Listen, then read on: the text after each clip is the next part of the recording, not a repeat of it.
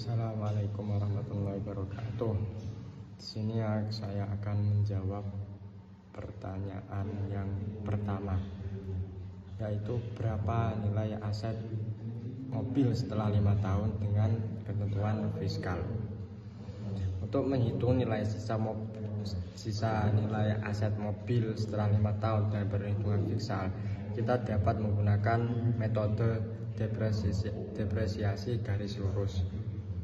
Yang langkahnya yang pertama yaitu tarif depresiasi sama dengan 1 atau masa ekonomis. Dan langkah yang kedua yaitu depresiasi tahunan, dapat dihitung dengan rumus depresiasi tahunan sama dengan harga beli atau tarif depresiasi. Ya, contohnya yaitu depresiasi tahunan sama dengan 100 juta kali 0,125 sama dengan 12.500.000 per tahun.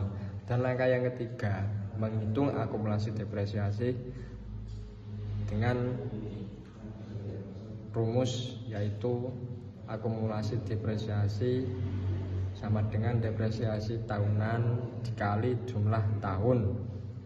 Ya, contohnya yaitu akumulasi depresiasi sama dengan 12.500.000 dikali 5 sama dengan 62.500. Dan langkah yang keempat yaitu menghitung nilai sisa. Nilai sisa dapat dihitung dengan rumus nilai sisa sama dengan harga beli dikurangi akumulasi depresiasi.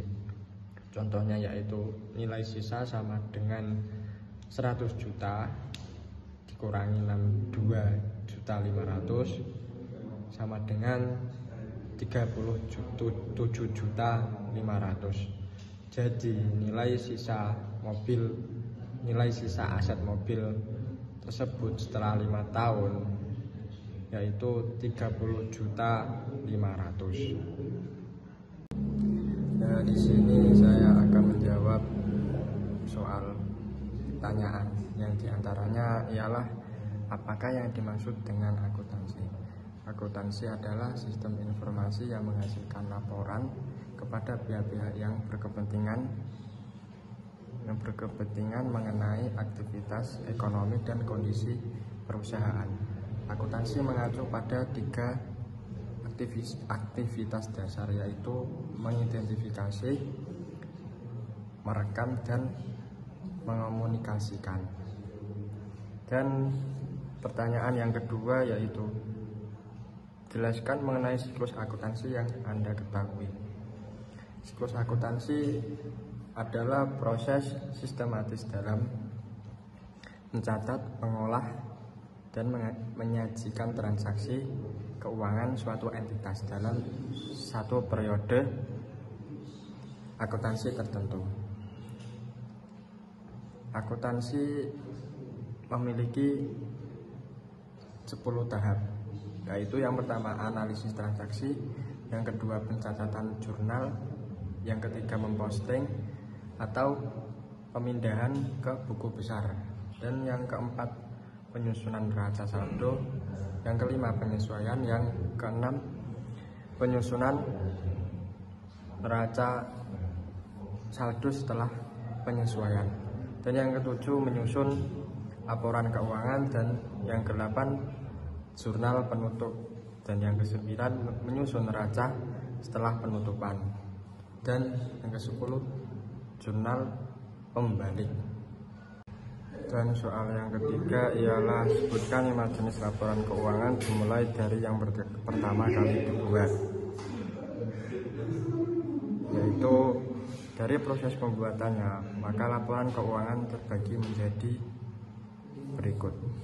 Yang pertama laporan laba rugi, laporan perubahan ekuitas, neraca, laporan arus kas, dan catatan atas laporan keuangan. Dan soal yang keempat, jelaskan dengan lengkap isi dari laporan keuangan. Isi dari laporan keuangan ialah dalam SAK etap Penyajian laporan keuangan adalah sebagai berikut. 1. Wajar. Wajar disajikan secara jujur dan sesuai. Yang kedua, kelangsungan usaha. Dan yang ketiga, frekuensi pelaporan. Dan yang keempat, konsistensi. Yang kelima, komparatif. Dan yang keenam, materialitas. Dan yang ketujuh, lengkap. Lengkap disajikan secara lengkap. Dan yang ke-8, mengidentifikasi setiap laporan keuangan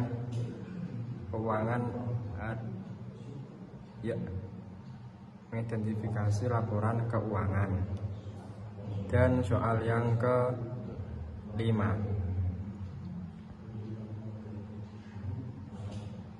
apa yang dimaksud dengan pajak menurut beberapa pakar di bidang perpajakan? Menurut Rohmat Suwemitra, pajak adalah iuran rakyat kepada kas negara berdasarkan undang-undang yang dapat dipaksakan tanpa mendapatkan jasa timbal balik. Menurut Suweiparman Suwemahamijaja, pajak adalah iuran wajib berupa uang atau barang yang dipungut oleh penguasa berdasarkan norma-norma hukum yang berlaku. Dan soal yang ke-6 ialah sebutkan jenis-jenis pajak menurut golongan, sifat, dan lembaga pemungutannya. Jenis-jenis pajak menurut sifat yaitu pajak langsung dan tidak langsung. Dan yang kedua, jenis pajak menurut sasaran, yaitu pajak subjektif dan objektif. Dan yang ketiga, pajak menurut pemungutannya, pajak pusat dan pajak daerah. Dan soal yang ketujuh ialah apakah pembukuan dan catatan penting menurut perpajakan? Jelaskan jawaban Anda berdasarkan peraturan perpajakan yang berlaku.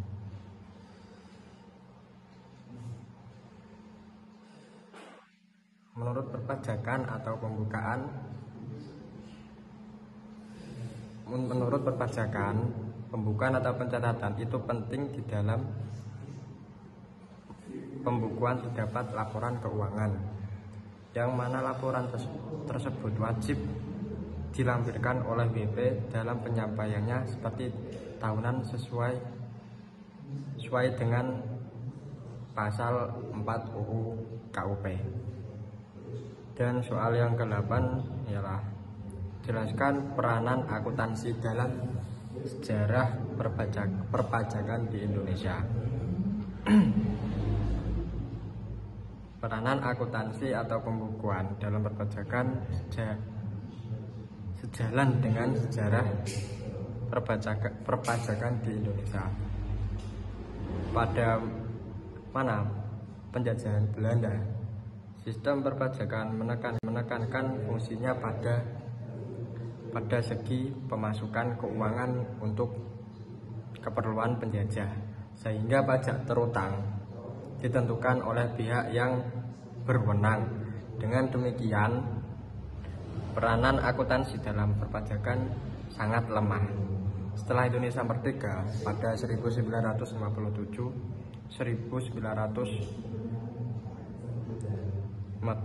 diperkenalkan sistem pemungutan pajak yang menganut sistem self assessment. Dengan begitu, kepercayaan diberikan secara penuh kepada WP sehingga peranan akuntansi menjadi benar. Dan soal yang ke-9, jelaskan akun akuntansi perpajakan dalam laporan keuangan. Akun akuntansi perpajakan dalam laporan keuangan sebagai berikut, yaitu neraca. Neraca terdiri dari sisi aset, sisi kewajiban, atau utang pajak. Dan laporan laba rugi. Laporan laba rugi terdapat beban pajak, penghasilan, PBB, pajak manukan yang tidak dikreditkan, biaya material dicatat sebagai beban operasional. Dan soal yang ke-10, mengapa akuntansi perpajakan itu penting? Akuntansi perpajakan sangatlah penting karena menekankan perlunya pemahaman perpajakan yang baik oleh WP, terutama WP badan, agar jangan sampai terjadi kesalahan dalam perhitungan pajaknya, karena dapat aja sewaktu-waktu dilakukan pemeriksaan pajak oleh aparat pajak atau fiskus. Akuntansi perpajakan juga penting untuk WP dalam melakukan perencanaan pajak. Dan soal yang ketiga yaitu jelaskan kewajiban bagi orang wajib pajak, orang pribadi maupun badan dalam melakukan pencatatan, dan disertai dasar hukum.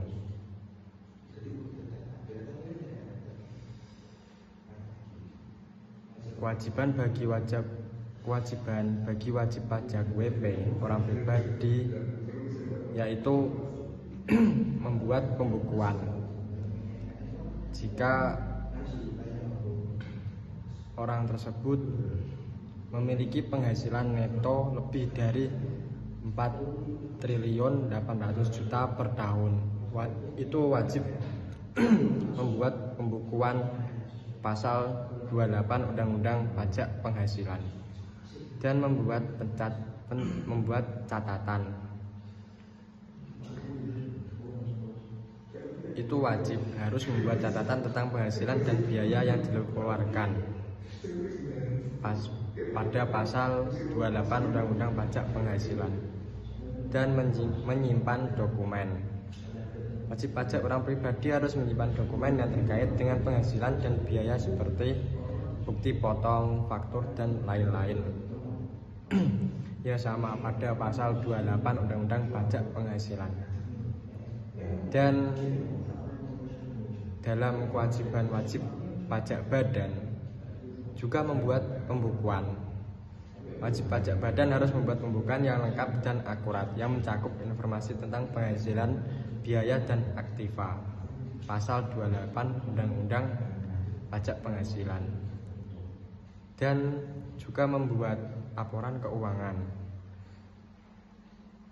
Harus mencakup neraca, laporan laba rugi, dan catatan atas laporan keuangan. Pasal 28 Undang-Undang Pajak Penghasilan. Dan menyimpan dokumen wajib pajak. Badan harus menyimpan dokumen yang terkait dengan penghasilan dan biaya seperti bukti potong, faktur, dan lain-lain. Pasal 28 Undang-Undang Pajak Penghasilan. Dasar hukum Undang-Undang Pajak Penghasilan UU nomor 36 tahun 2008 mengatur tentang kewajiban wajib pajak untuk membuat pembukuan dan menyimpan dokumen. Ini dasar hukumnya. Dan yang kedua, peraturan pemerintah PP No 74 tahun 2011. Ini mengatur tentang tata cara pembuatan pembukuan dan penyimpanan dokumen untuk wajib pajak. Sekian, terima kasih.